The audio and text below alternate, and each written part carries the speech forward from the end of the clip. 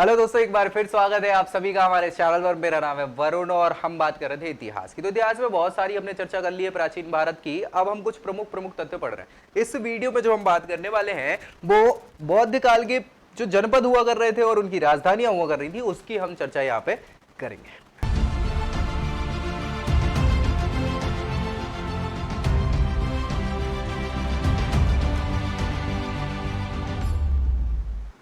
तो दोस्तों देखो क्या है भाई, यहाँ पे ये वही 16 महाजनपद हैं जिनकी हम चर्चा कर चुके हैं। बौद्ध ग्रंथों में इसकी जानकारी मिलती है कहीं ना कहीं, है ना। सो इसीलिए बौद्ध काल के हमने ये सारे महाजनपद और उनकी राजधानियां ली हुई है। यहाँ पे जनपद का नाम लिखा हुआ है, ये उनकी राजधानी है। और अभी वर्तमान में क्या क्षेत्र पड़ता है ये, क्योंकि हमें पता नहीं रहता ना, तो हमें जानकारी के हिसाब से सबसे पहले अंग महाजनपद था जिसकी राजधानी चंपा हुआ करती थी। और ये आज वर्तमान में भागलपुर और मुंगेर डिस्ट्रिक्ट बिहार में जो पड़ती है जिला, उसमें ये अंग उस समय का महाजनपद एस्टैब्लिश हुआ करता था। मगध तो आप सभी ने सुना ही होगा, ठीक है। गिरिवज्र या राजगीर इसकी राजधानी हुआ करती थी। बाद में पाटलिपुत्र भी इसकी राजधानी रही है, ठीक है। सो पटना, आज जो पटना है, और गया जो बिहार क्षेत्र है ना, ये जिले हैं दोनों, वहां का ये महाजनपद हुआ करता था। काशी की हम बात करें तो काशी बनारस जो है, वाराणसी जिसकी राजधानी हुआ करती थी, आज बनारस बनारस हम करते हैं, वो ये वाराणसी के आसपास का क्षेत्र उत्तर प्रदेश में जो है वो काशी महाजनपद के अंतर्गत आता है।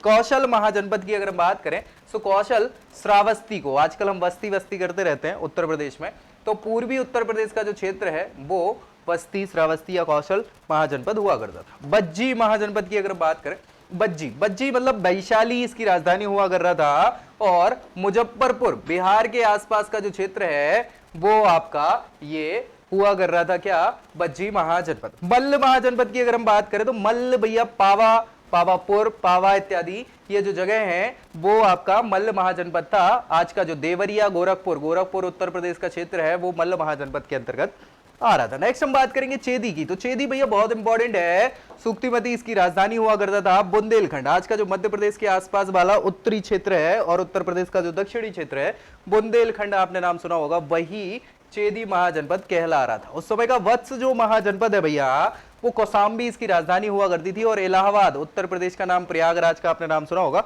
वही क्षेत्र है जो वत्स महाजनपद कहला रहा था। नेक्स्ट हम बात करेंगे कुरु महाजनपद की। कुरु महाजनपद जो है भैया इंद्रप्रस्थ मतलब दिल्ली के पास वाला जो क्षेत्र है उसकी राजधानी हुआ कर रहा था इंद्रप्रस्थ। मेरठ और हरियाणा के क्षेत्र जो है वो कहला रहे थे यहाँ पे क्या, कुरु महाजनपद। पांचाल तो आपने नाम सुना होगा, पांचाली का द्रौपदी, ठीक है। अहिचित्र दिल्ली के आसपास का ही क्षेत्र है। कामपिल्य वाला आधुनिक पश्चिमी उत्तर प्रदेश वाला जो क्षेत्र है वो पांचाल महाजनपद हुआ करता था।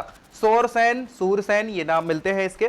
सूरसेन महाजनपद की राजधानी मथुरा हुआ करती थी। मथुरा का नाम तो बहुत अच्छे से आपको पता ही है, उत्तर प्रदेश में है। मथुरा उत्तर प्रदेश के आसपास का क्षेत्र जो है सूरसेन महाजनपद कहला रहा था। गांधार, वाह वाह वाह। तक्षशिला पाकिस्तान वाला जो क्षेत्र है, तक्षशिला राजधानी हुआ करती थी। पेशावर पाकिस्तान और कश्मीर के आसपास वाला जो क्षेत्र है वो गांधार के अंतर्गत आता था। कंबोज की अगर हम बात करें तो भैया कंबोज, राजपुरा या हाटक भी इसकी राजधानी हुआ करती थी। दो दो हुआ करते थे, उत्तरी कंबोज दक्षिण कंबोज, ठीक है। उत्तर प्रदेश के जो सीमा प्रांत हैं आसपास के, वो आपका कंबोज महाजनपद कहला रहा था। अस्मक, अस्मक दक्षिण भारत का एकमात्र महाजनपद हुआ करता था। राजधानी इसकी पाटली लिखा हुआ है ना। सो पोटन भी है, इसको कहा जाता था। गोदावरी नदी के आसपास का जो क्षेत्र है वही आपका महाराष्ट्र वाला, वो अस्मक महाजनपद के अंतर्गत आता था। अवंती महाजनपद बहुत शक्तिशाली भी हुआ करता था। ये उज्जैन इसकी राजधानी थी। कई जगहों पर महिष्मती भी लिखा हुआ है, उत्तरी अवंती और दक्षिणी अवंती के तौर पे। मालवा और मध्य प्रदेश वाला जो क्षेत्र है वो अवंती महाजनपद के अंतर्गत आता था। मत्स्य महाजनपद यह आखिरी महाजनपद है। विराटनगर इसकी राजधानी हुआ करती थी। और जयपुर के आसपास का जो क्षेत्र है वह आपका मत्स्य महाजनपद कहलाता था। ये सारे महाजनपदों की जानकारी बौद्ध ग्रंथ अंगुत्तर निकाय में मिलते हैं और इसीलिए हमने बौद्ध कालीन के रूप में जनपद और राजधानी की बात करी हुई है। तो नेक्स्ट वीडियो में, इस वीडियो में इतना ही। नेक्स्ट वीडियो में हम मिलेंगे और भी प्रमुख तथ्यों के साथ। तब तक के लिए जय हिंद।